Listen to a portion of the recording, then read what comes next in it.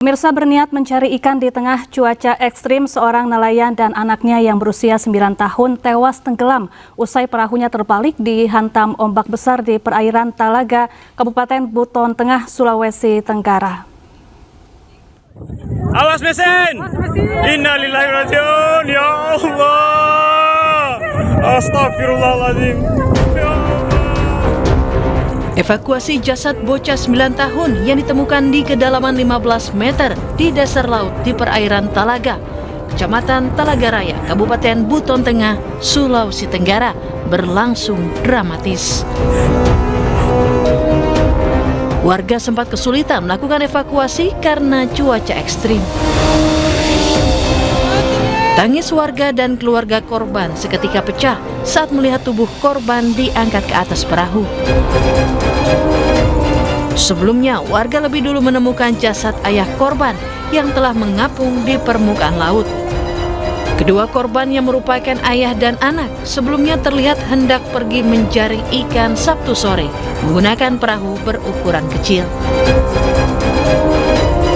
1 jam kemudian, warga yang sedang berada di tepi pantai melihat sesosok tubuh manusia dengan lampu senter yang masih menyala di kepalanya mengapung di permukaan laut.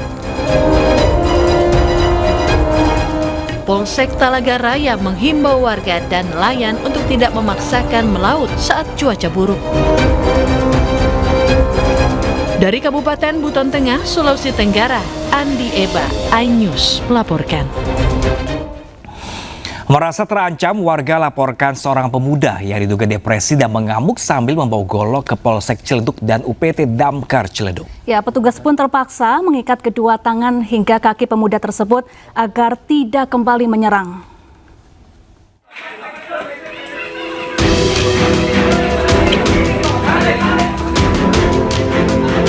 Warga Jalan Wiru Indah, Kelurahan Parung Serap, Kecamatan Ciledug, Kota Tangerang, Banten, dihebohkan dengan adanya seorang pemuda berinisial RF yang mengamuk sambil membawa senjata tajam jenis golok pada Minggu dini hari.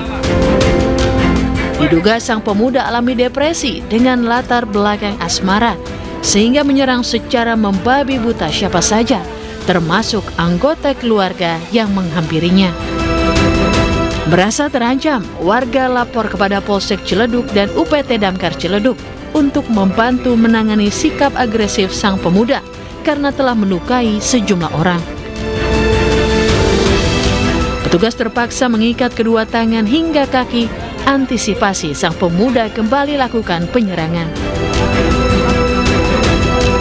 Untuk menaklukkan korban, kami terpaksa menggunakan bambu karena dia menggunakan senjata tajam yang bahaya, membabi buta, menyerang kami. Pandangan selanjutnya, setelah kami evakuasi, kami dari pihak keluarga dibawanya ke rumah sakit. Info dari keluarga yang terluka akibat peristiwa semalam, pertama yang kena orang tuanya atau anjingnya atau pamannya dan kerabatnya. Usai dilumpuhkan, pihak keluarga membawa sang pemuda menuju rumah sakit jiwa untuk penanganan kejiwaan yang dialaminya. Dari Tangerang, Banten, Sukron, iNews melaporkan. Pemirsa, gelar pesta miras, belasan pelajar terjaring razia polisi di Makassar, Sulawesi Selatan. Ya, bersama barang bukti minuman keras, pemirsa, belasan remaja ini diamankan ke Mapolsek Panakukang untuk dibina.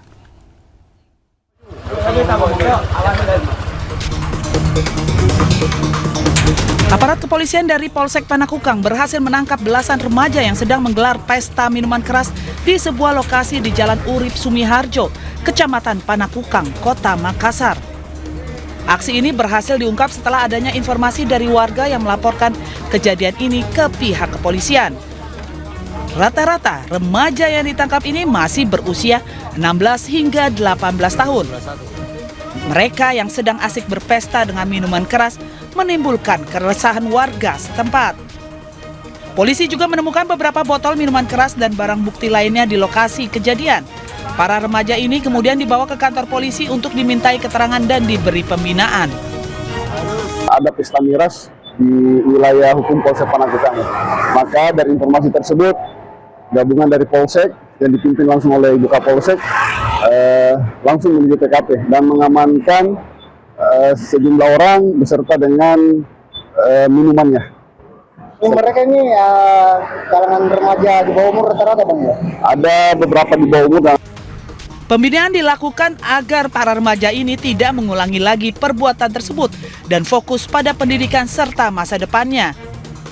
Polisi juga mengimbau kepada orang tua dan masyarakat untuk lebih waspada dan memantau aktivitas anak-anaknya, serta melaporkan kejadian serupa ke pihak kepolisian jika ditemukan pesta-pesta minuman keras kembali.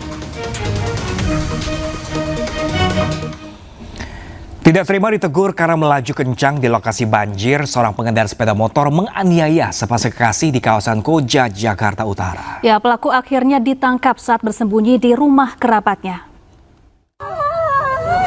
Lu makanya pelan, kalau naik motor pelan. Udah tahu banjir. Katanya gue berdarah. Bawa dia ke polisi. Video amatir merekam pertengkaran antara sepasang kekasih dengan seorang pengendara sepeda motor di Jalan Keramat Jaya, Koja, Jakarta Utara. Lu kalau banjir pelan. Adu mulut kedua belah pihak berujung perkelahian hingga korban berinisial AP yang hendak melerai terkena pukulan pelaku berinisial YJ. Usai menganiaya korban, pelaku meninggalkan lokasi, sementara korban bersama kekasihnya melaporkan kasus ini ke Mapolsek Koja. Kejadian bermula ketika pelaku mengendarai sepeda motor dengan kecepatan tinggi di jalan yang tergenang banjir. Imbasnya, air yang menggenangi permukaan jalan terciprat ke wajah korban yang sedang melintas. Pelaku yang tak terima ditegur korban membalas dengan tindakan kekerasan. Pelaku pun akhirnya diringkus petugas saat bersembunyi di rumah kerabatnya di kawasan Koja, Jakarta Utara. Pihak Polsek Koja membantah jika pelaku dilindungi oleh seorang kerabatnya yang merupakan anggota TNI seperti narasi yang beredar di media sosial. Dan pada saat itu adalah habis banjir, jadi kedua pasangan ini terciprat air dari motor daripada si pelaku dan mengenai wajah, dan sehingga terjadi percekcokan di antara keduanya. Tersebar di medsos bahwa ada pelaku dibackingi oleh anggota TNI. Sebenarnya kami luruskan bahwa justru anggota TNI inilah yang turut serta membantu pihak kepolisian dalam mengamankan si pelaku ini. Pelaku kini mendekam di tahanan Polsek Koja. Ia akan dijerat pasal tentang penganiayaan dengan ancaman hukuman lebih dari 2 tahun penjara. Dari Jakarta, Sofyan Firdaus, iNews melaporkan.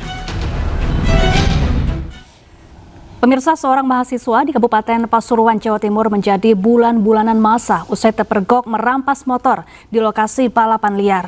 Ya, dalam aksinya pemirsa, pelaku yang mengaku anggota polisi ini merazia balapan motor liar dan merampas motor korban.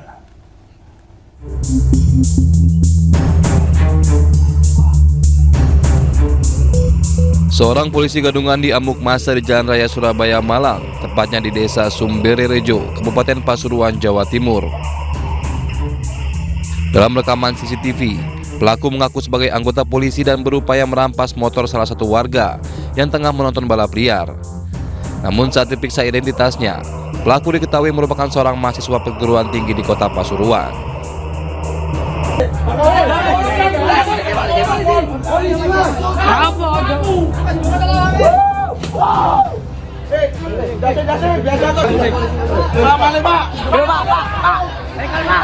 Warga pun emosi dan menghakimi pelaku. Pasalnya, di lokasi tersebut kerap terjadi perampasan motor mengaku anggota polisi. Diduga pelaku melakukan aksinya bersama 5 rekan lain. Korban melihat balapan motor di pinggir jalan, kemudian didatangi oleh terlapor dengan mencabut kunci kontak sepeda motor yang menempel. Akan tetapi korban lari ke temannya, saksi 2 dan 3. Kemudian terlapor tetap mengejar dan meminta kunci kontak. Pada saat itu datang saksi 4 menanyakan identitas terlapor. Setelah dicek di EKTP ternyata status terlapor adalah pelajar. Kemudian pada saat yang bersamaan, massa datang dan mengeroyok terlapor. Polisi kini masih memburu teman pelaku yang kabur dan menyita borgol kecil untuk menakut-nakuti korban dalam menjalankan aksinya. Dari Pasuruan, Jawa Timur, Jaka Samudra, iNews melaporkan. Ya, selanjutnya pemirsa, masturbasi di tengah kepadatan penumpang bus Transjakarta, 2 pria ditangkap polisi. Ya, polisi masih mendalami kasus ini termasuk menelusuri motif kedua pelaku berbuat asusila di muka umum. Ini ya teman-teman nih. Ada di Jakarta. Suasana di dalam bus Transjakarta Koridor 1A jurusan Pantai Maju Balai Kota mendadak geger usai 2 penumpang pria berinisial H dan F kedapatan berbuat asusila. Keduanya terpergok bermasturbasi di tengah-tengah kepadatan penumpang. Oleh petugas keamanan bus Transjakarta, keduanya pun diturunkan secara paksa di halte Kota Tua, lalu diserahkan ke Polres Metro Jakarta Utara. Seorang penumpang perempuan bus Transjakarta juga membuat laporan polisi agar kedua pelaku diproses hukum. Petugas kepolisian terus menggali keterangan kedua pelaku terkait motif mereka melakukan tindakan asusila di muka umum. Kedua pelaku tak mengelak dan mengaku baru 1 kali melakukan tindakan tersebut. Didapati ya, atau tangkap tangan itu melakukan aktivitas seksual ya, yang mengakibatkan berdampak ke atau ada zat yang terkena ke penumpang lainnya. Kedua pelaku kini mendekam di tahanan Polres Metro Jakarta Utara. Mereka dijerat pasal 406 KUHP tentang perbuatan asusila di muka umum dengan ancaman hukuman 1 tahun penjara. Dari Jakarta, Sofyan Firdaus, iNews melaporkan. Ya, kita beralih ke informasi lain, pemirsa. 6 orang penambang emas asal Kampung Anyar Uruk, Sukajaya, Bogor ditemukan tewas di dalam lubang berasap. Ya, 2 di antaranya pemirsa berhasil dievakuasi dan sudah dimakamkan, sementara 4 lainnya masih dalam pencarian.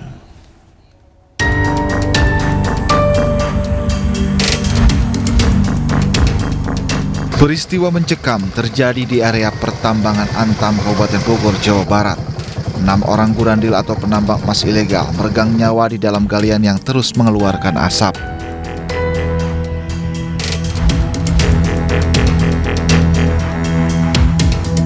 Seluruh korban merupakan warga Kampung Uruk, Sukajaya, Bogor. Dari ke-6 korban, 2 diantaranya sudah dievakuasi dan dimakamkan. Menurut pihak keluarga, korban terakhir kali berpamitan pada Senin 12 Januari 2026 dengan alasan bekerja di gunung. 11 orang. Menurut untuk selang 5 yang dirawat di rumah sakit juga. Informasi terakhir yang masih ada di lubang ada berapa? Ada 4 lagi. Hingga saat ini petugas masih berusaha mengevakuasi para korban. Sulitnya medan dan kendala cuaca serta masih banyaknya kepulan asap menjadi kendala bagi petugas untuk evakuasi para korban. Dari Bogor, Jawa Barat, Wildan Hidayat, iNews melaporkan.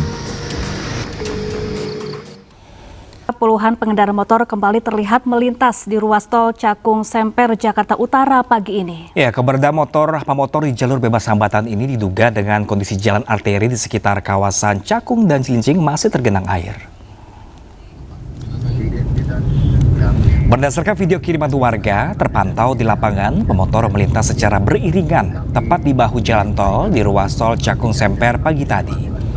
Namun kali ini tidak nampak pengawalan petugas. Diduga puluhan pemotor masuk tol untuk menghindari genangan air di jalur non-tol di kawasan Cakung dan Cilincing yang dinilai membahayakan keselamatan serta berpotensi menyebabkan kendaraan mogok. Namun hingga berita ini ditayangkan belum ada keterangan resmi dari kepolisian. Beberapa hari sebelumnya pun, petugas kepolisian dilaporkan memberlakukan diskresi dengan mengizinkan sementara sepeda motor melintas di ruas tol. Kebijakan ini sebagai langkah darurat guna memastikan mobilitas warga tetap berjalan. Dengan kondisi ini tim apa Pak? Punya spesifikasi apa Pak yang diturunkan Pak?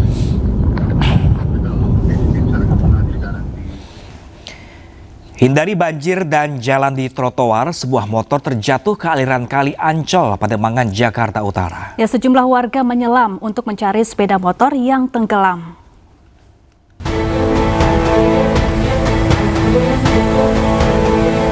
Niatnya menghindari jalan banjir yang merendam kawasan Lodan Ancol, Pademangan, Jakarta Utara pada Minggu siang ini. Namun naas seorang pemotor terjatuh tercebur kali Ancol, Pademangan, Jakarta Utara. Dalamnya kali membuat sejumlah warga terpaksa harus menyelam kali untuk menemukan sepeda motor yang tenggelam di aliran kali. Menurut Kiki, pengendara sepeda motor, bahwa dirinya ingin menghindari jalan yang banjir dengan berjalan di atas trotoar. Namun sepeda motor yang dikendarainya berada di pinggir tanggul yang sudah tertutup air hingga tercebur ke sungai. Nggak ada apa, tanda-tandanya tuh, nggak ada pembatasnya. Kepikir langsung salah langkah. Itu kecebur kali, Bang? Iya, kecebur kali, Bang. Dari mana mau kemana sih, Bang, tadinya? Oh, dari Ancol pulang kerja, Bang. Oh, pulang kerja. Beruntung korban tidak mengalami luka, namun sepeda motor yang dikendarainya mengalami mati mesin.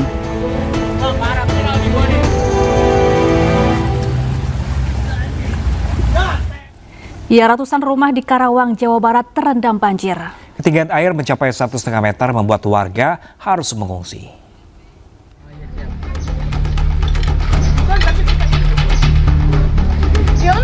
Banjir di Karawang, Jawa Barat kian meluas. Ratusan rumah yang sebelumnya tidak terendam kini dilanda banjir hingga 1,5 meter. Sebelumnya ratusan rumah yang berada di Karangligar, Teluk Jambe tidak menjadi kawasan banjir. Namun seiring dengan meningkatnya debit air Sungai Citaem, Sungai Cibeet, dan Sungai Darawolong akibat curah hujan yang tinggi di wilayah hulu, daerah permukiman di daerah tersebut banjir. Warga pun harus mengungsi ke tempat yang lebih tinggi. Kalau ke sana lagi paling sepinggang ada. Sepinggang? Iya. Di belakangnya? Iya. Oh, di sana semakin dalam? Kalau semakin ke sana makin dalam. Makin dalam? Iya. Kedalaman berapa di sana? Paling tinggi? Ya, 1,5 meter ada. Ada yang 1,5 meter di sana? Udah ngungsi semua nih? Udah pada keluar ke desa. Udah keluar. Ibu mau kemana? Ngungsi? Rumahnya kerendam? Kerendam. Siapa ke dalamnya, Bu? Itu? Pinggang. Total rumah yang terdampak banjir mencapai 1.200 lebih. Jumlah warga yang terdampak sekitar 2.500 jiwa. Sebagian besar warga mengungsi ke posko darurat seperti masjid dan balai desa yang telah disiapkan petugas.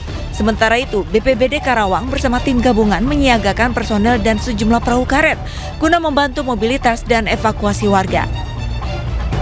Dari Karawang, Jawa Barat, Rudi Setiawan, iNews melaporkan. Sementara itu pemirsa, Kabupaten Pati sudah 9 hari dikepung banjir dan hingga saat ini belum ada tanda-tanda banjir mengalami surut. Ya, di sejumlah desa terparah banjir di Pati, mirisnya masyarakat sudah mulai merasa gatal, terjangkit penyakit kulit hingga demam. Terhitung sudah 9 hari masyarakat di desa ini terendam air dengan ketinggian mencapai 1,5 meter. Masyarakat berharap pemerintah Kabupaten Pati bisa memberikan prioritas pelayanan kesehatan bagi warga. Masalah penyakit yang dialami juga bisa segera ditangani dengan maksimal.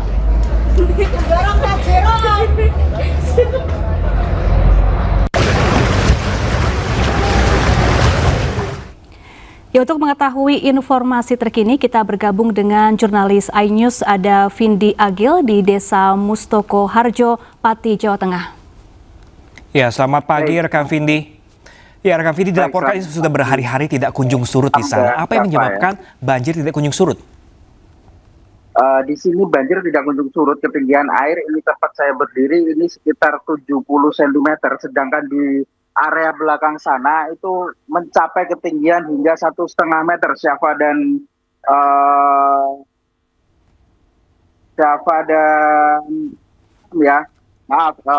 Ini banjir di sini disebabkan oleh karena luapan air Sungai Silugonggo, yang mana desa ini ataupun Dukuh Ngantro ini bertepatan langsung dengan Sungai Silugonggo, sehingga debit air di sana jika meluap mengakibatkan banjir di sini menggenangi ratusan rumah warga. Kemudian bisa kami informasikan, Pram dan Syafa yang ada di studio, mobilitas di sini masyarakatnya menggunakan perahu atau sampan lantaran ketinggian air belum kunjung surut di hari ke-9 ini. Kita bisa lihatkan aktivitas warga di sini. Ini masyarakat yang berdatangan untuk memberikan bantuan ya. Kalau untuk masyarakat di area sini memang menggunakan akses utama untuk mobilitas adalah sampan atau perahu. Setiap rumah di sini hampir memiliki sampan seperti itu, bisa kita lihat. Dan ketinggian air semakin ke sana kita semakin parah sekali. Dan di sini warga masyarakat itu mengeluhkan, Syafa dan Bram, mereka itu sudah mulai merasakan gatal-gatal, terus mulai demam, batuk, pilek, dan lain sebagainya. Sehingga mereka bisa berharap kepada pemerintah Kabupaten Pati untuk memprioritaskan terkait penanganan kesehatan yang ada di Dukuh Ngandru ini. Begitu Syafa dan Pram yang bisa kami laporkan. Ya, Vindi, bagaimana kondisi warga saat ini yang terdampak banjir dan bagaimana penanganan kesehatan yang sudah diberikan oleh Pemkab Pati? Kondisi warga masih tetap beraktivitas sebagai pada umumnya ya, walaupun dikepung air dengan ketinggian mencapai 1,5 meter. Sedangkan untuk penanganan kesehatan dari pemerintah Kabupaten Pati memang sudah diberikan pelayanan kesehatan di tiap-tiap posko yang ada di desa ini. Akan tetapi mungkin dengan banyaknya warga terus masyarakat yang terdampak dengan adanya banjir ini, mereka tenaga kesehatan ini mungkin kewalahan dan lain sebagainya ya, sehingga memang butuh penanganan secara ekstra dari pemerintah Kabupaten Pati untuk memprioritaskan terkait masalah kesehatan yang ada di Dukuh Ngandru ini. Begitu, Syafa dan Pram. Ya, Vindi, sudah berhari-hari terendam banjir warga di Pati, Jawa Tengah ini. Kalau Anda dari pantauan Anda dan sempat berbincang mungkin dengan para warga, apa aja sih yang mereka butuhkan saat ini, rekan Vindi? Oke, baik, Pram dan Syafa. Mereka, warga masyarakat ini, saat saya berkomunikasi atau berinteraksi dengan mereka, pada umumnya mereka masih membutuhkan seperti obat-obatan, selimut, makanan siap saji, terus kemudian ada pelayanan darurat yang sewaktu-waktu ketika masyarakat yang tergenang banjir atau terdampak banjir ini bisa mendapatkan pelayanan kesehatan secara cepat dari pihak Pemkab Kabupaten Pati. Begitu, Pram. Baik, Vindi, untuk banjir ini apakah memang sering terjadi setiap tahunnya atau ini merupakan yang terparah yang dialami warga? Hampir setiap tahun memang di sini tergenang banjir. Kalau Sungai Kaligongo, Sungai Silugonggo ini mengalami peninggian hampir setiap tahun ya. Bahkan dari pihak Pemkab sendiri kemarin mengomunikasikan bertutur dengan kita bahwasanya mereka nanti akan menanggulangi permasalahan banjir tersebut, khususnya di desa-desa yang sepanjang Sungai Silugonggo ini akan dibuatkan jalur khusus air dari limpasan Sungai Silugonggo supaya perkampungan masyarakat yang ada di sepanjang sungai tersebut tidak terlimpas banjir, seperti itu. Baik, Vindi Agil melaporkan langsung dari salah satu desa Mustoko Harjo di Pati, Jawa Tengah yang terdampak kebanjiran. Terima kasih, tetap berhati-hati dan selamat bertugas kembali. Ya pemirsa, banjir juga masih melanda Pekalongan, Jawa Tengah yang tak kunjung surut pemirsa. Ya, polisi pun bergerak cepat mengevakuasi warga, terutama bayi dan lansia, ke tempat yang lebih aman.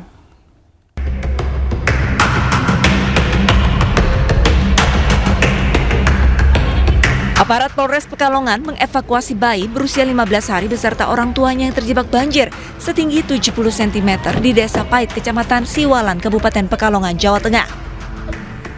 Petugas juga mengevakuasi sejumlah warga lanjut usia dengan cara digendong di tengah genangan banjir.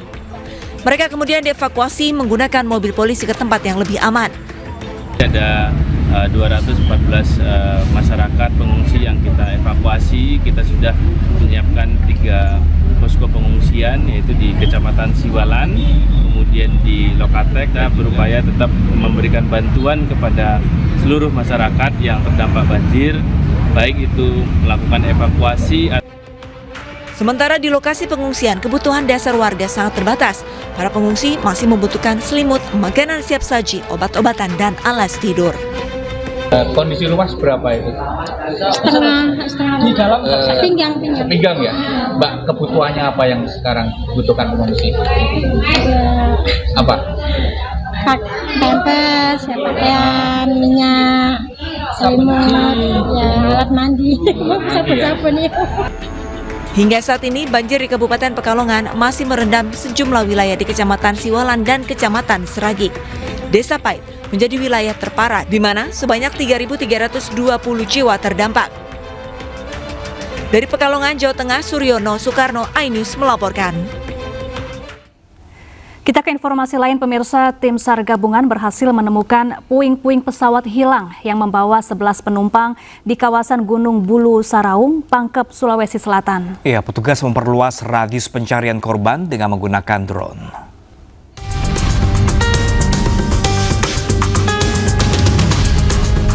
Basarnas terus melakukan pencarian korban pesawat ATR 42500 di Gunung Bulu Saraung, Sulawesi Selatan. Proses pencarian dilakukan di darat dan melalui pantauan udara. Petugas juga melakukan upaya pencarian dengan drone menyisir lereng gunung. Medan yang curam menjadi kendala petugas dalam mencari korban. Komisi Nasional Keselamatan Transportasi KNKT Indonesia masih menyelidiki penyebab pasti kecelakaan pesawat ATR 42500 yang membawa 3 penumpang dari KKP dan 8 awak tersebut.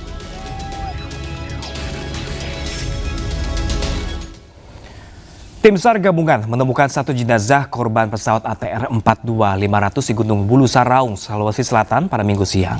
Ya, penemuan jenazah korban ini menjadi titik krusial dalam operasi yang telah berlangsung selama 2 hari terakhir di medan ekstrim perbatasan Maros Pangkep. Lokasi penemuan korban berada di dinding tebing dengan kemiringan ekstrim hingga 90 derajat sehingga menyulitkan proses evakuasi. Evakuasi dilakukan dengan teknik rappelling, yakni menggunakan tali dari atas tebing. Setelah berhasil ditarik dari dinding tebing, korban rencananya akan segera dibawa menuruni jalur darat menuju posko Tampo Bulu.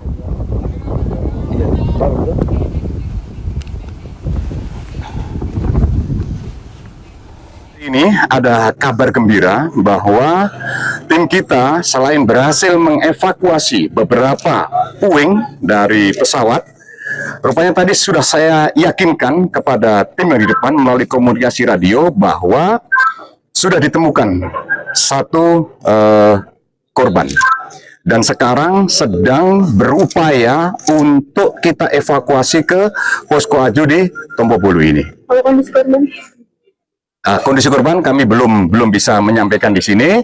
Yang jelas ini butuh effort yang cukup keras karena memang kondisinya luar biasa. Dari sana disampaikan sekarang kondisinya cukup tertutup, berkabut dan medan sangat sulit. Tetapi ini tidak sesulit kalau mungkin kita akan melaksanakan perjalanan ke posko Aju di. Ya, tim SAR gabungan menemukan badan dan ekor pesawat ATR 42500 yang dilaporkan hilang kontak. Ya, serpiang badan dan ekor pesawat ditemukan di lereng Gunung Bulu Saraung, Kabupaten Pangkep. Lokasi penemuan badan dan ekor pesawat ATR 42500 terletak di sebelah utara puncak Gunung Bulu Saraung, tepatnya di Desa Tompo Bulu, Kecamatan Baloci, Kabupaten Pangkep, Sulawesi Selatan. Namun proses menuju badan pesawat belum bisa maksimal karena kondisi medan yang terjal dan kabut yang cukup tebal. Untuk proses evakuasi, tim SAR gabungan tetap akan menggunakan jalur pendakian yang dinilai paling aman. Sebelumnya, sebuah pesawat jenis ATR dilaporkan hilang kontak pada Sabtu 17 Januari 2026 sekitar pukul 13:17 WITA. Data awal menyebutkan jumlah person on board sebanyak 10 orang, terdiri dari 7 awak pesawat dan 3 orang penumpang. Serpihan itu di mana ditemukan? Sebelah utara. Sini, sebelah utara dari.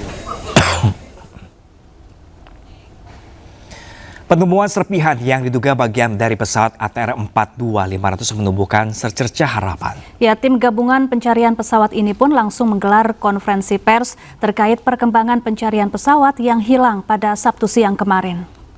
Jadi sampai saat ini tim SAR gabungan di lapangan hanya menemukan 3 serpihan tadi dan banyak serpihan kecil-kecil yang lain. Cuma yang besar tadi adalah jendela pesawat, ekor pesawat dan badan pesawat. Itu ditemukan di tempat yang berbeda-beda, tidak satu tempat. Ada seperti gambar yang kami sampaikan, ada di sebelah utara dari LKP atau Lost Control Possession, ada di sebelah barat, selatan, dan di utara yang ada tim rescue yang ada di atas, seperti itu. Jadi berpecah seperti itu. Terkait dengan pakaian ataupun korban. Sejumlah warga di Kecamatan Bantimurung, Kabupaten Maros, Sulawesi Selatan pun sempat mendengar suara dentuman keras dari arah pegunungan di belakang rumah mereka. Suara dentuman sempat didengar warga yang diduga berasal dari jatuhnya pesawat ATR 42500 yang dilaporkan hilang kontak saat dalam penerbangan. Menurut warga, suara yang terdengar sangat berbeda dari bunyi ledakan yang biasa terdengar dari arah pabrik di kejauhan. Meski tidak melihat kejadian secara langsung, warga merasakan getaran dan suara keras. Lampu mati, anu tuh. Tung. Ya, itu suara yang tadi ya, Bu? Ya. Tapi tahu kalau itu suara pesawat atau bagaimana, Bu? Tidak, Bu. Berapa kali kita dengar, Bu? Satu. Terhantam turunnya. Saya tidak tahu, saya ngajak ke apa itu karena tidak.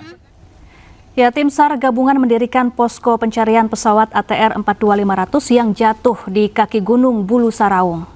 Ya, pemirsa, sementara itu Bidokes Polda Sulawesi Selatan mendirikan posko antemortem di kawasan Leang-Leang, Kabupaten Maros.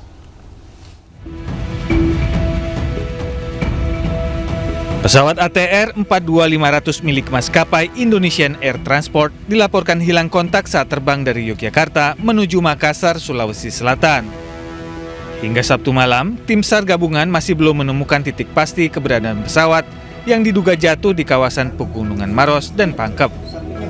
Hasil koordinasi posko utama di Kabupaten Maros menyebutkan pencarian yang dilakukan di wilayah Leang-Leang belum membuahkan hasil.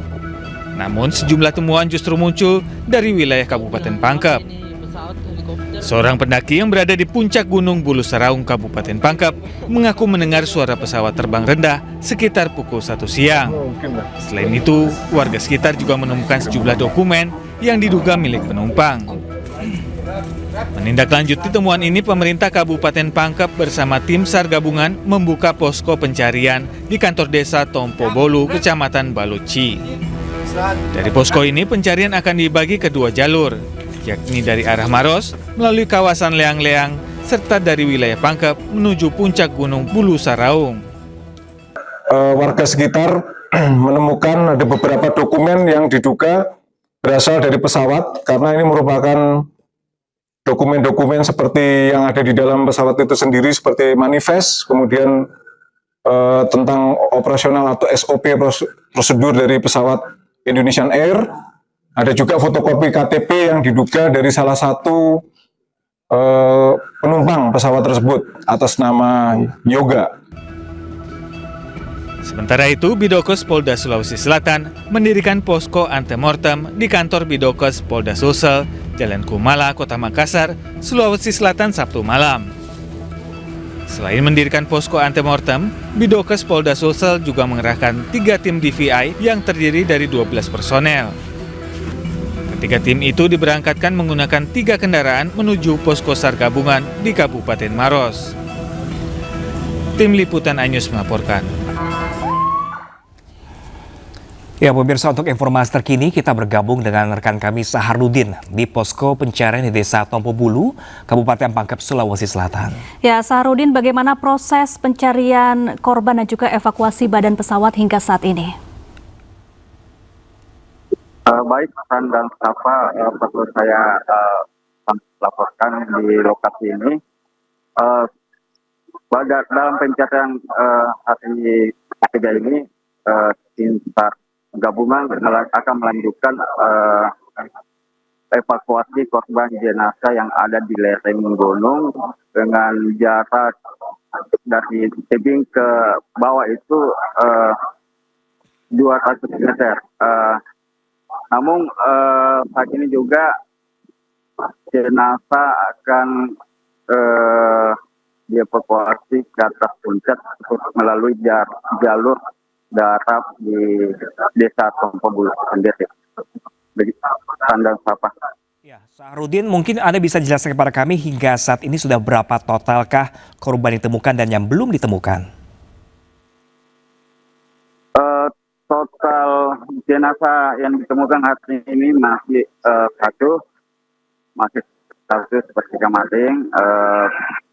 Dan perlu saya sampaikan bahwa yang data sementara yang ada di posko korban yang korban pesawat jatuh itu ada sekitar 10 orang dan 3 awak dan 7 penumpang. Ya, Sahrudin, kalau kemarin gunung diselimuti oleh kabut tebal sehingga menyulitkan proses evakuasi. Bagaimana dengan kondisi cuaca saat ini?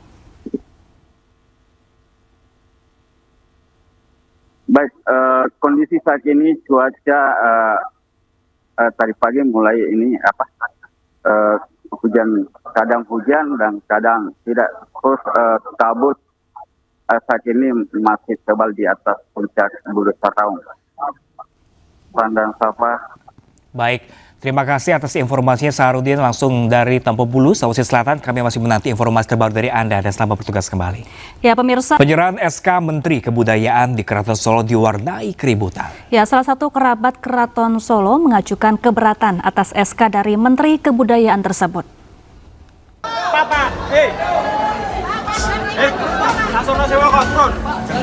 Keributan mewarnai penyerahan SK Menteri Kebudayaan terkait pemanfaatan Keraton Solo di Sasana Parasdia Keraton Kasunanan Surakarta Hadiningrat.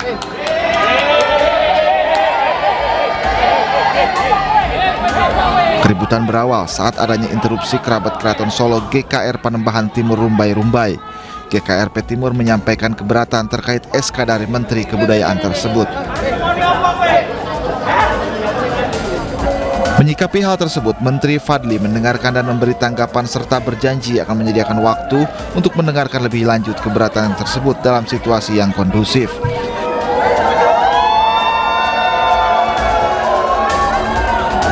Meski demikian, sempat terjadi keributan dan acara terhenti.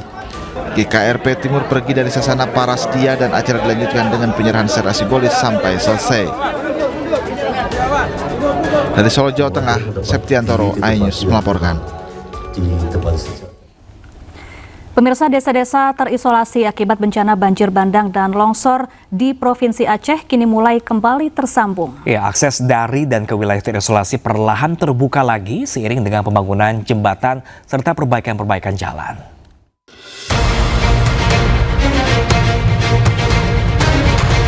Pemerintah pusat, daerah, TNI, Polri, serta unsur terkait lainnya terus bekerja sama memulihkan daerah terdampak bencana banjir dan longsor Sumatera. Di jalan menuju Bandara Rembele di jalur Pantai Raya, Desa Bale Atu, Kabupaten Bener Meriah, Aceh, jembatan Baile sudah siap terpasang. Jalan yang sempat terputus total pun dibersihkan dengan bantuan alat berat. Pekerjaan ini melibatkan Kementerian Pekerjaan Umum serta TNI Angkatan Darat. Tak hanya itu, pembangunan jembatan Baile ataupun jembatan Aramco di berbagai titik terdampak bencana pun terus berlanjut.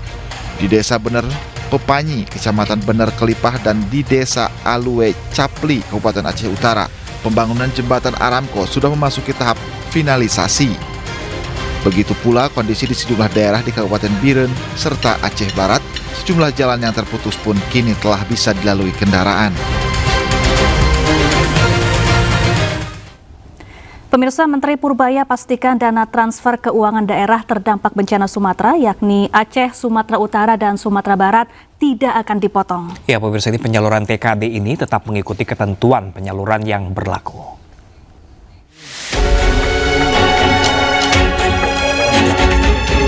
Menteri Keuangan Purbaya Yudi Sadewo memastikan dana transfer keuangan daerah atau TKD untuk Aceh, Sumatera Utara, dan Sumatera Barat yang terdampak bencana tidak dipotong. Namun Purbaya meminta pemerintah daerah tersebut menghabiskan terlebih dahulu dana TKD yang sudah dicairkan pemerintah pusat. Sementara terkait permintaan percepatan penyaluran TKD untuk 3 provinsi terdampak bencana tetap mengikuti ketentuan penyaluran yang berlaku. Yang dipastikan adalah limitnya nggak dipotong seperti yang lain karena daerah bencana. Kalau malah transfer kan akan sesuai dengan term ya. Kalau mereka mau ambil depan ya bisa ambil depan. Cuman kan gini, mereka nggak kekurangan kayak sekarang, uangnya banyak. Suruh habisin dulu aja, jadi santai aja itu masalah, yang penting limitnya.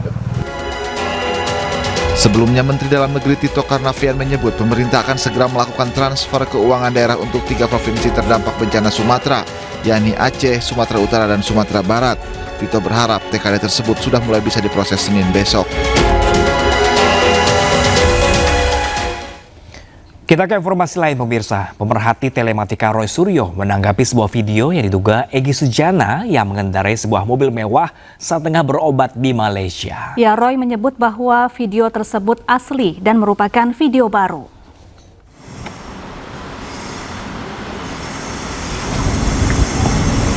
Isbul, keren siapa? Allahu Akbar. Allah Akbar.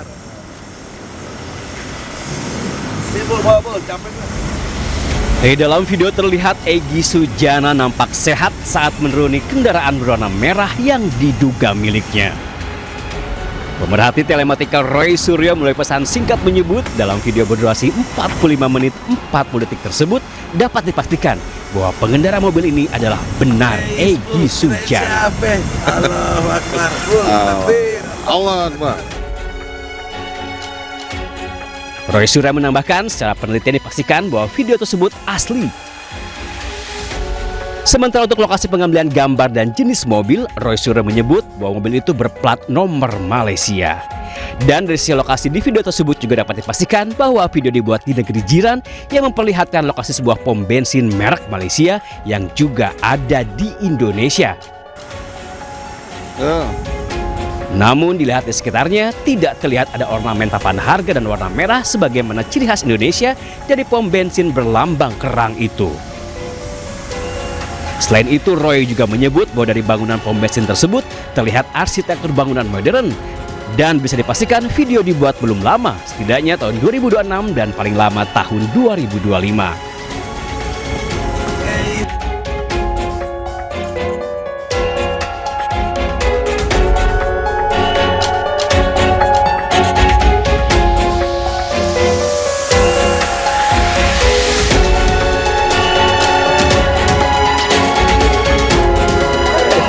Sebelumnya, Egy Sujana berangkat ke Malaysia pada Jumat lalu untuk berobat dari sakit kanker ususnya. Egy Sujana menggunakan kursi roda saat tiba di bandara. Sementara terkait pertemuannya dengan Presiden ke-7 RI Joko Widodo di Solo, Egy Sujana menegaskan bahwa kehadirannya bukan untuk meminta maaf. Yang bagus, Pak Jokowi akhlaknya bagus. Dia terima kita dengan baik. Padahal dia merasa yang difitnahin.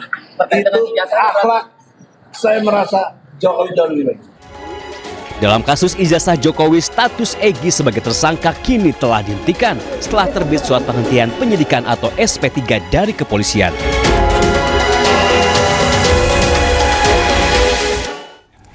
Pemirsa, polisi hentikan kasus ijazah Jokowi terhadap tersangka Egy Sujana dan Damai Hari Lubis. Ya, Egy juga membantah meminta maaf saat bertemu dengan Joko Widodo di Solo, Jawa Tengah.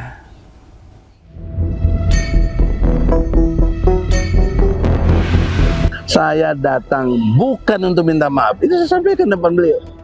Penegasan ini disampaikan Egy Sujana beberapa hari setelah bertemu Presiden ke-7 RI Joko Widodo. Saat ditemui di Bandara Soekarno-Hatta Jumat lalu, Egy Sujana menyampaikan seluruh poin penting terkait pertemuan dengan Jokowi. Salah satunya penetapan tersangka Egy yang dianggap tidak sesuai prosedur. Egy juga menyebut restoratif justice dilakukan atas kesepakatan bersama. Lalu yang saya menarik lagi, Bapak Jokowi yang terhormat, dia menyatakan saya harus bagaimana. Nah, disitulah baru ada RJ itu. Saya minta perintah Kapolri kepada Kapolda, Kapolda kepada Dirkrimum, cabut cekal saya dan SP3-kan saya. Itu yang saya bilang tuh. Dia langsung reaksi. Pak Sarip, ajudannya, panggil polisi. Nah, saya baru tahu di sana ada polisi, bukan saya didampingi polisi. Sebelumnya, Polda Metro Jaya telah menerbitkan surat perintah penghentian penyidikan kasus dugaan fitnah ijazah palsu Joko Widodo. SP3 itu diterbitkan untuk tersangka Egy Sujana dan Damai Hari Lubis usai mengajukan permohonan restoratif justice. Kabid Humas Polda Metro Jaya menganggap penerbitan SP3 terhadap Egy dan Damai Lubis adalah bentuk akomodasi pada permohonan restoratif justice yang diajukan Egy dan Damai Hari Lubis saat bertemu Joko Widodo. Tim Liputan iNews melaporkan. Sementara itu pemirsa, Presiden Prabowo Subianto bertolak menuju Inggris dan Swiss untuk menghadiri sejumlah pertemuan. Ya, sebelum bertolak ke Inggris dan Swiss Minggu siang, Presiden Prabowo mengadakan pertemuan dengan Wakil Ketua DPR Sufmi Dasko Ahmad terkait laporan perkembangan informasi terkini.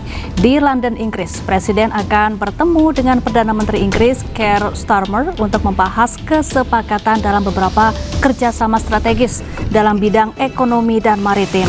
Selanjutnya, Presiden akan mengadakan pertemuan dengan Raja Charles III. Sementara di Davos, Swiss, Prabowo akan menyampaikan pidato kunci di World Economic Forum.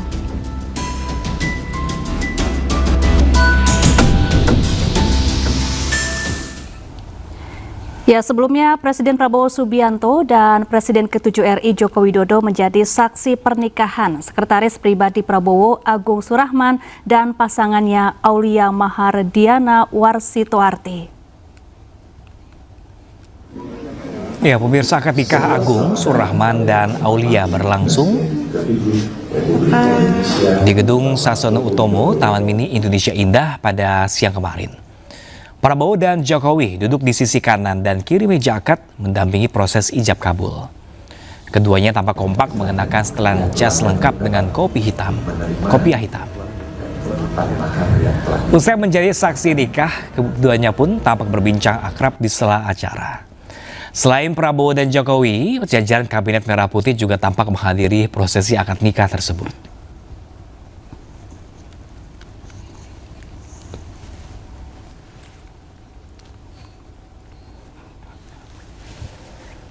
Kita ke informasi lainnya pemirsa, mantan Wakil Menteri Ketenagakerjaan Immanuel Ebenezer menghadapi sidang perdana kasus pemerasan sertifikasi keselamatan dan kesehatan kerja atau K3. Ya, sidang beragendakan pembacaan dakwaan. Selain Ebenezer, ada 10 orang yang akan diadili dalam sidang kasus dugaan pemerasan sertifikasi K3. Komisi Pemberantasan Korupsi menyebut pemerasan yang dilakukan Emmanuel Ebenezer bersama 10 tersangka terkait pengurusan sertifikat K3 Kemnaker mencapai 201 miliar rupiah selama tahun 2020 hingga 2025. Angka tersebut belum termasuk pemberian tunai ataupun dalam bentuk barang seperti mobil, motor, fasilitas pemberangkatan umroh, dan sebagainya.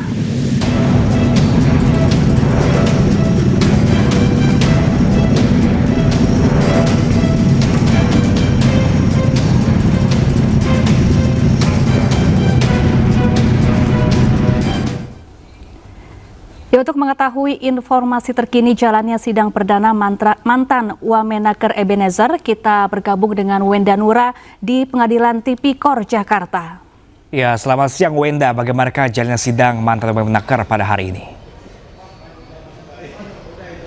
Ya, selamat siang Syafa, Pram, dan juga pemirsa. Betul sekali bahwasannya sidang yang menjerat ataupun menyeret nama Emmanuel Ebenezer selaku mantan Wakil Menteri Kementerian Ketenagakerjaan digelar perdana pada hari ini. Dan untuk agendanya sendiri hari ini adalah pembacaan dakwaan untuk Noel dan juga 10 terdakwa lainnya. Dan sidang ini direncanakan akan dimulai pada pukul 10 pagi hari dan memang saat ini Noel dan juga 10 terdakwa lainnya ini sudah memasuki ruang sidang, artinya sidang memang sudah dimulai dan sedang dilaksanakan saat ini. Dan jika kita berbicara mengenai kasus yang menyeret nama Emmanuel Ebenezer ini, dimulai dari operasi tangkap tangan yang dilakukan oleh KPK pada tanggal 20 Agustus 2025 yang lalu. Lalu Emmanuel Ebenezer dan 10 terdakwa lainnya ditetapkan sebagai tersangka pada tanggal 22 Agustus 2025. Nah, kasus ini merupakan kasus dugaan dugaan pemerasan pengadaan sertifikasi K3, di mana untuk mendapatkan sertifikasi K3 ini seharusnya hanya membayar Rp275.000 saja. Namun pada praktiknya di lapangan ini setiap orang yang menginginkan sertifikasi K3 ini harus membayar hingga Rp6 juta. Dan dari hal tersebut ini diduga ada kerugian mencapai Rp200 miliar. Dan Emmanuel Ebenezer selaku Wakil Menteri Ketenagakerjaan pada saat itu diduga mengetahui hal tersebut, namun diduga tidak menegur ataupun bahkan ia mendapatkan keuntungan dari hal tersebut sehingga ditetapkan sebagai tersangka. Dan kembali kami informasikan bahwa persidangan dengan agenda pembacaan dakwaan saat ini tengah berlangsung, dan jika ada informasi terbarunya akan segera kami informasikan kepada Anda dan juga pemirsa di rumah. Pram, Syafa. Ya, Wenda, lalu bagaimana dengan jalannya sidang kasus lain yakni Nadiem Makarim di Tipikor hari ini?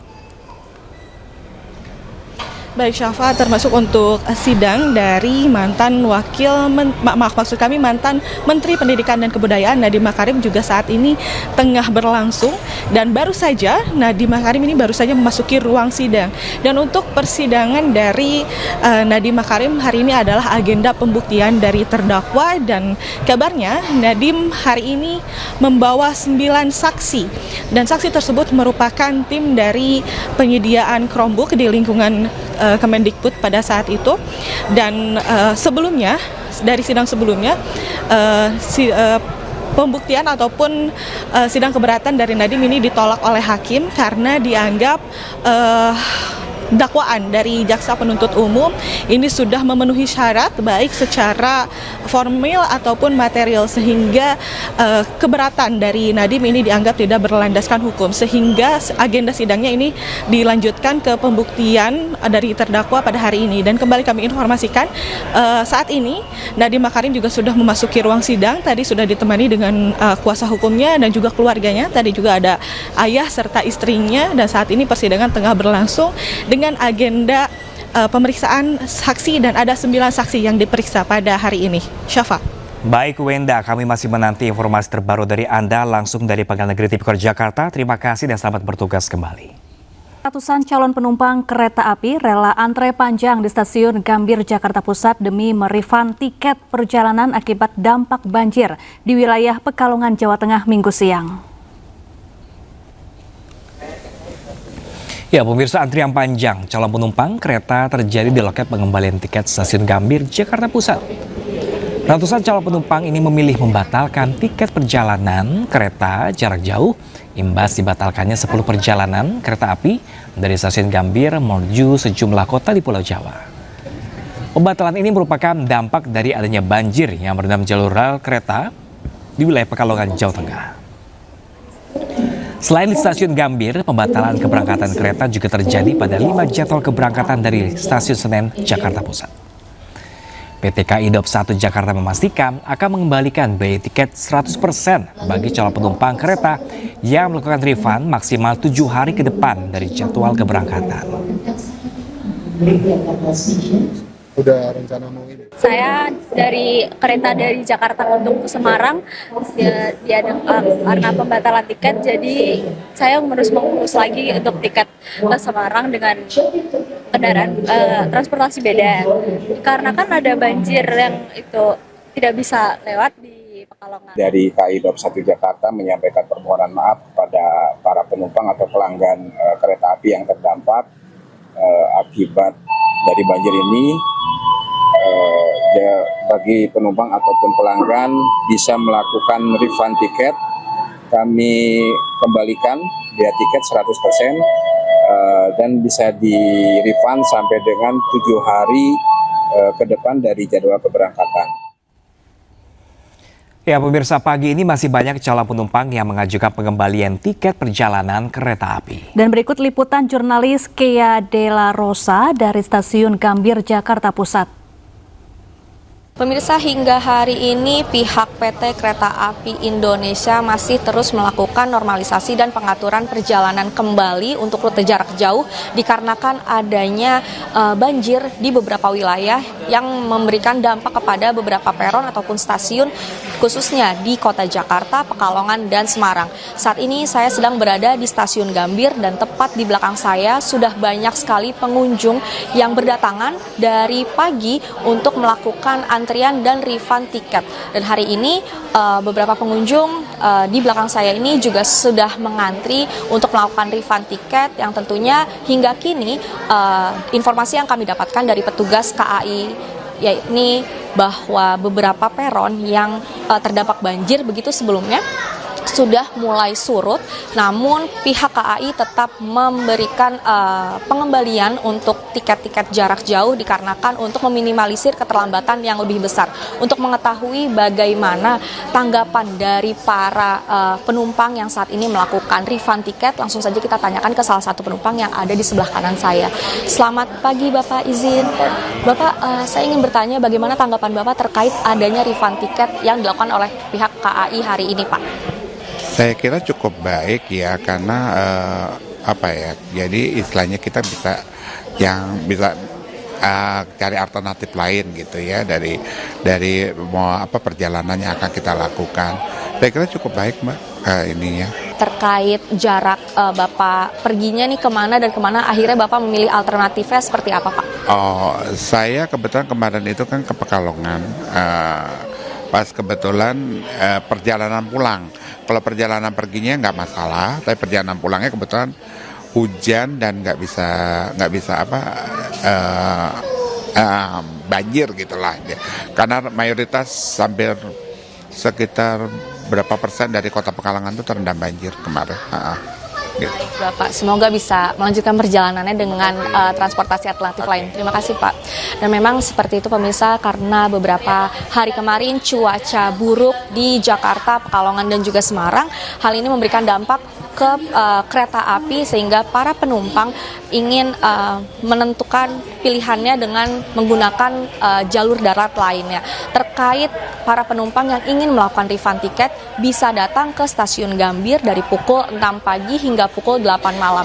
Dan tiket dikembalikan sebesar 100% untuk seluruh penumpang. Dari Jakarta, Kea Dela Rosa, Jamie, iNews melaporkan.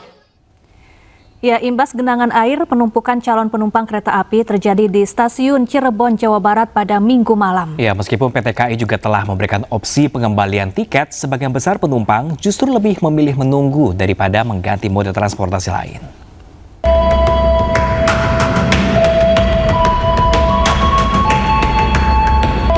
Hingga Minggu malam, ratusan calon penumpang kereta api masih memadati Stasiun Cirebon, Jawa Barat. Sebagian besar di antaranya merupakan para penumpang yang terdampak pembatalan keberangkatan yang rela menunggu berjam-jam daripada beralih menggunakan moda transportasi lain. Sebelumnya, masih adanya genangan air di sejumlah jalur rel lintasan di beberapa Daup 4 Semarang dan Daup 1 Jakarta. PT KAI lakukan rekayasa pola operasi hingga membatalkan puluhan perjalanan. 28 kereta api batal berangkat, sedangkan 7 kereta api memutar ke jalur selatan. Namun, meskipun ada beberapa calon penumpang yang berganti moda transportasi, sebagian besar penumpang justru lebih memilih untuk tetap bertahan berjam-jam dan menunggu kereta api berikutnya ketimbang melakukan pengembalian tiket. Nunggu lagi, ini saya beli tiket lagi, Gunung Jati harusnya 18.49, cuman delay katanya sampai 2 jam. Tapi pengembalian sempat? Pengembalian alhamdulillah 100% sih yang pembatalannya. Cuman beli lagi tiket gitu? Beli lagi tiket, ya gitu. Dapatnya jam berapa? Dapatnya jam 18.49 harusnya. Sekarang udah jam segini keretanya belum datang. PT KAI Daup 3 Cirebon lakukan pengembalian tiket 100%. Sedangkan bagi penumpang yang tetap ingin melanjutkan perjalanan, bisa menggunakan kereta api berikutnya dengan tujuan yang sama. Dari Cirebon, Jawa Barat, Mardika, iNews melaporkan. Sebelumnya pemirsa, jalur kereta api Petak Pekalongan Seragi di Pekalongan, Jawa Tengah ini terendam banjir. Ya, meski bisa dilintasi, rangkaian kereta harus berjalan dengan kecepatan rendah dan ditarik dengan lokomotif khusus.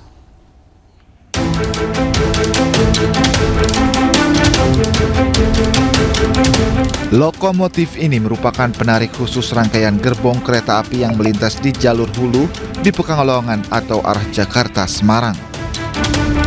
Sementara di jalur hilir atau Semarang-Jakarta, kereta sudah mulai bisa melintas meski harus ekstra pelan dan hati-hati.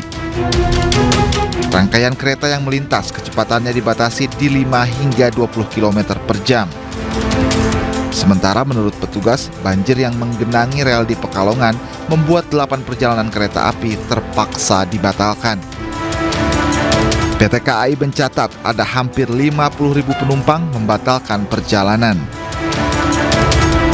Menyampaikan bahwa banjir kembali menggenangi di antara peta jalan stasiun Pekalongan, stasiun Serasi, tepatnya di kilometer 66+6/7.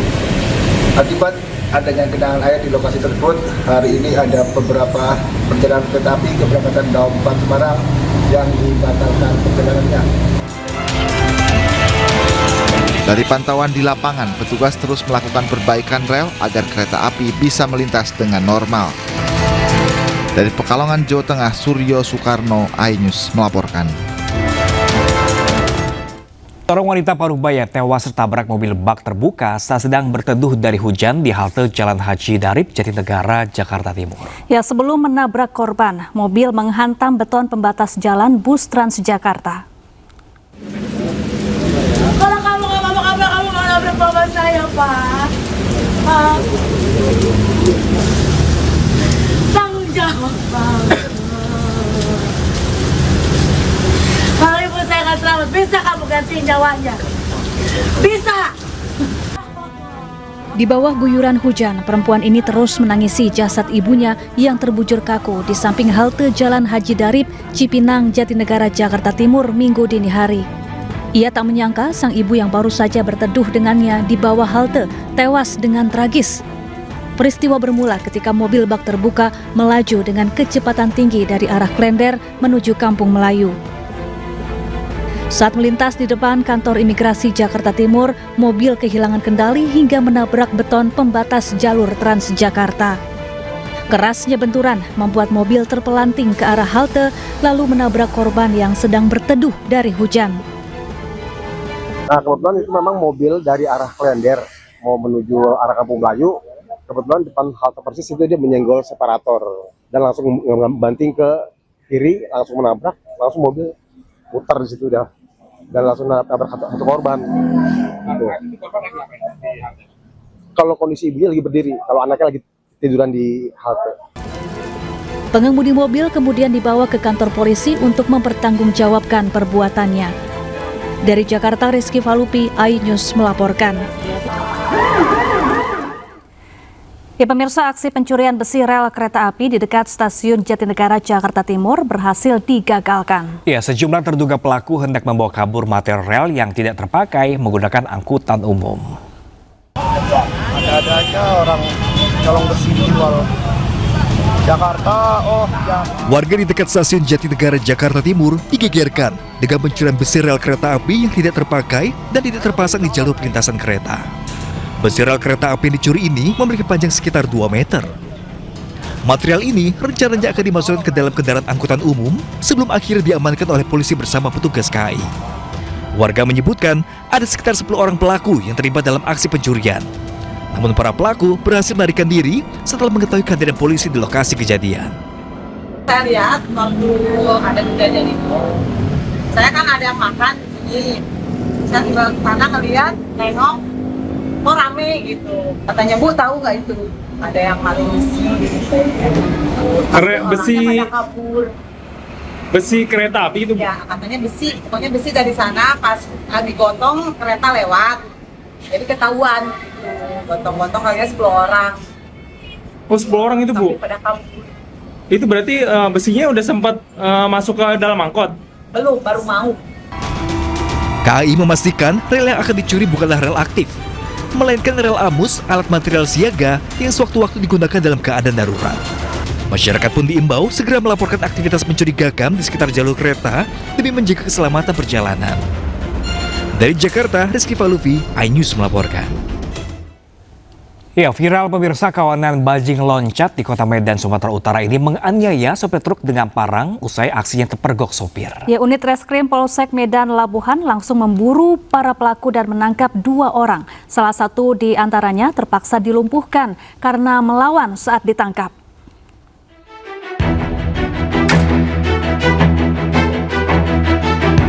Sejumlah pemuda yang merupakan kawanan bajing loncat menganiaya seorang sopir truk bernama Riyad Wilson Huta Soid, usia 29 tahun, di kawasan SPBU Kayu Putih, Kecamatan Medan Deli, Kota Medan, Sumatera Utara. Awalnya pemuda bernama Hotman Tua Siagian melakukan aksi pencurian di truk yang dikendarai sopir dan mengambil dongkrak dari truk tersebut. Melihat aksi pencurian di truknya, sopir melarang pelaku hingga terjadi cekcok dengan pencurinya. Tidak senang dengan pertengkaran tersebut, pelaku memanggil rekan-rekannya sambil membawa parang dan menganiaya sopir truk hingga mengalami luka tebasan di tangan kirinya. Mendapati laporan korban, tim reskrim Polsek Medan Labuhan memburu para pelaku dan berhasil menangkap Genta Saputra serta otak pelaku Hotma Tua Siagian dan dihadiahi timah panas di kaki pelaku karena melawan saat ditangkap. Penganiayaan ya terhadap si super, itu lengan kirinya mengalami luka sobek ya, luka sobek. GS alias G itu kita melakukan penangkapan ya, saat ini sudah ditahan. Nah, dari hasil pengembangan itu kita menangkap pelaku lagi ya, yang berinisial HTS ya, alias T, ini sudah ditangkap. Jadi dari hasil pengembangan yang kita lakukan, pemeriksaan yang telah dilakukan, itu ada pelaku lainnya 3 lagi ya, yang sampai saat ini masih kita lakukan pengejaran. Untuk mempertanggungjawabkan perbuatannya, kedua pelaku terancam hukuman 9 tahun penjara. Sementara tim kepolisian masih memburu 3 rekan pelaku lainnya yang kabur usai viral. Pemirsa, pemukim ilegal Israel dilaporkan membakar rumah-rumah warga Palestina di utara Yerusalem. Ya, insiden ini pemirsa menambah daftar panjang kekerasan oleh Israel terhadap warga sipil Palestina. Para pemukim menyerang komunitas Hilal Ad-Sidra dengan membakar sejumlah rumah milik warga Palestina. Api pun melalap bangunan, tempat tinggal dan memaksa warga menyelamatkan diri. Belum ada laporan resmi mengenai korban jiwa dalam insiden ini, namun kerusakan material dilaporkan cukup parah.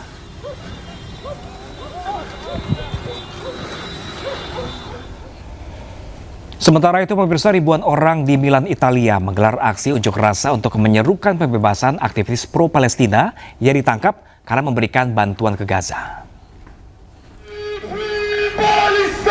Warga Milan turun ke jalan menyerukan pembebasan aktivis Asosiasi Palestina di Italia API yang ditangkap pemerintah Italia akhir Desember lalu, termasuk sang presiden Muhammad Hanun.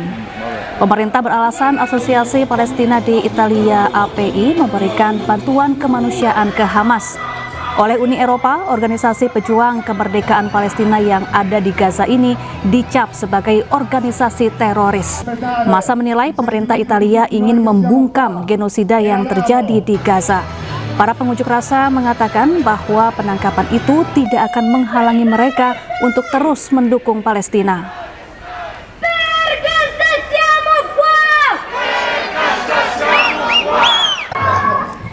Ya, ribuan warga Denmark berunjuk rasa di kantor Kedutaan Besar Amerika Serikat di Copenhagen mengecam ambisi Donald Trump mencaplok wilayah Greenland.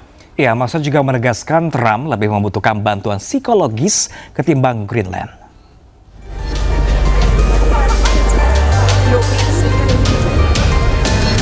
Di tengah kekhawatiran atas tekanan Amerika Serikat, ratusan warga Denmark berkumpul di luar Kedutaan Besar AS di Copenhagen untuk menunjukkan solidaritas dengan Greenland.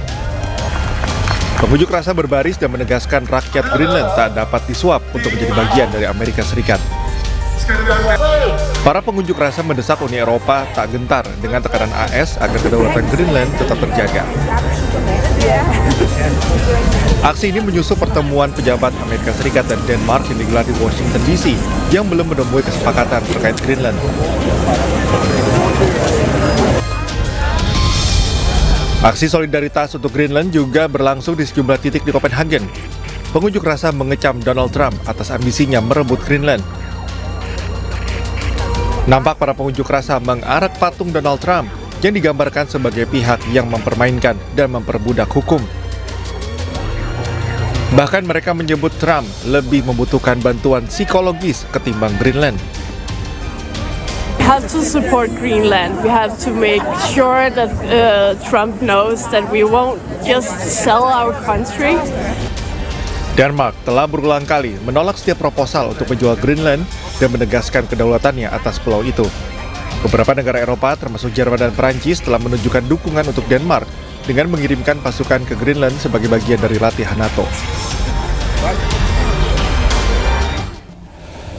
Sementara pemirsa, ribuan warga Greenland memprotes rencana Presiden Amerika Serikat Donald Trump yang ingin mengambil alih Greenland. Ya, para demonstran tegaskan Greenland bukan untuk dijual dan berhak menentukan masa depannya sendiri. Dan pemirsa, informasi ini sekaligus menutup jumpa kita di iNews Today edisi hari ini. Temukan informasi-informasi terbaru lainnya di www.inews.id. Dan cuplikan tayangan berita iNews dapat Anda saksikan di kanal YouTube @official_iNews. Dan pemirsa, setelah ini Anda bisa langsung menyaksikan iNews yang bersama rekan kami Ainufus dan Syafaati Suryo pemirsa. Saya Pram Senja dan rekan saya. Dan saya Syafaati Suryo pamit undur diri. Selamat beraktivitas dan sampai jumpa.